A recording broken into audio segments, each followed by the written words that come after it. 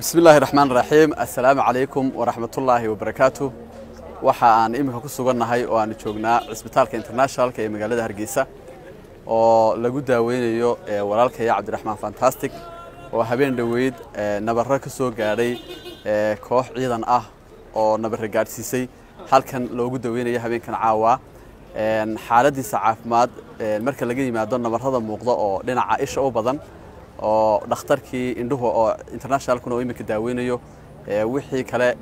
ay noqonayso in resultiga ama natiijada rasmiga ah la sugo ayaanu halkan ugu nimi waxaanu barbar taaganahay walaalkayo dhibaatadaasi soo gaadhay markastana anagu ka warbaahin ahaan iyo soolsha ahaanba waxaanu aad uga soo horjeednaa qof saxafiya in dhibaato jireed iyo mid muuqata iyo mid aan muuqaninba loo geysto walaalkayana waanu barbar taaganahay waxaanan sugi doonaa insha Allah jawaabta saxda ah ee dhakhtarku uu bixin doono imika sida baaritaanka socda ee imika lagu jiray halka uu joognay aan sugaynay habeenkan caawa waxa kamid ah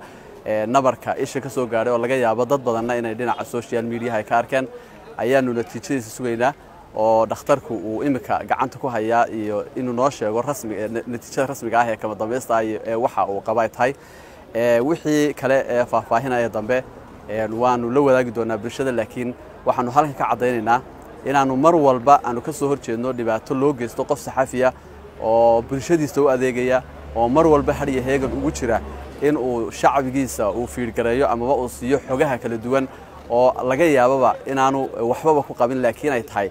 mihnada uu ku jiro mas'uuliyadeeda in uu mar walba bulshadiisa uu u adeego oo habeen iyo har iyo habeenba uu soo jeedo oo ay kamid ahayd xilliga nabaradaasi soo gaareen oo saqdhaxa ahayd inaanu xilliga laga yaabo inuu hawl kale oo warbaahin oo uu soo jeeday iyo raadinta iyo xogaha kala duwan ee aan bulshada la wadaagina had iyo jeer marka walaalkay Cabdiraxmaan Fantastic waxaanu leenahay ilaahay ha ku boogadhago insha Allah ilaahay ha inooga dhigo mid aad caafimaad aad ka hesho oo aan wax dhibaato ah ka soo gaarin mar walbana barbarkaaga taaganahay adiga iyo saxafiyiinta kale ee kala duwan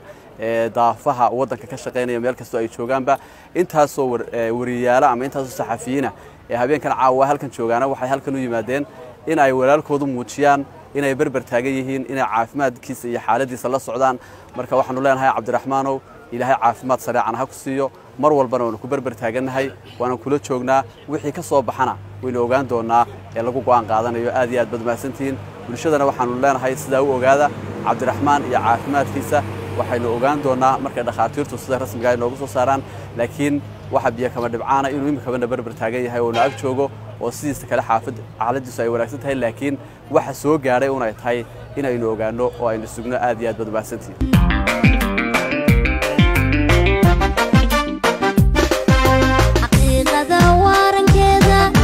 aduu wariyuhu tilmaamo xogtiisa waajibkiisa wargeysyada hadduu ku faafo adigu agar hawga qaadan wadkii dhibashada ha moodin haweerin